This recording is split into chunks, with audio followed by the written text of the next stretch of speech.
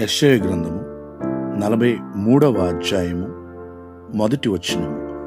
నిన్ను సృజించిన వాడగు యెహోవా, నిన్ను నిర్మించిన వాడు ఇలాగు సెలవిచ్చుచున్నాడు, నేను నిన్ను విమోచించి ఉన్నాను, భయపడకుము, పేరు పెట్టి నిన్ను పిలిచి ఉన్నాను, నీవు నా సొత్తు.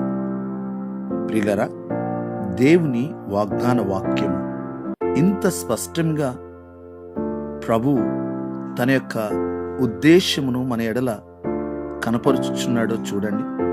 నిజంగానే ఆయన మనలను సృజించినవాడు. తన యొక్క స్వారూప్యంలో, తన పోలికలో మనల్ని సృజించి ఉన్నాడు. మనల్ని పాపము నుండి విమోచించి ఉన్నాడు. మనము భయపడవలసిన అవసరం లేదు. మనల్ని పేరు పెట్టి పిలిచి ఉన్నాడు.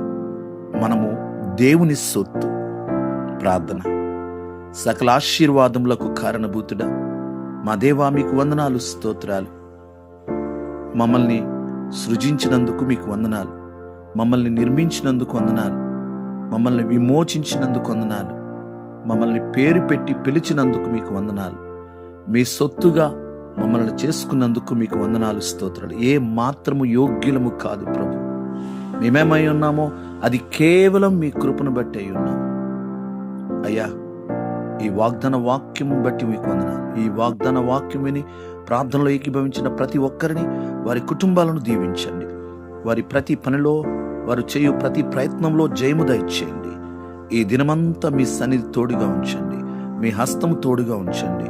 యేసయ్య నామములో ప్రార్థిస్తున్నాము తండ్రి. ఆమేన్.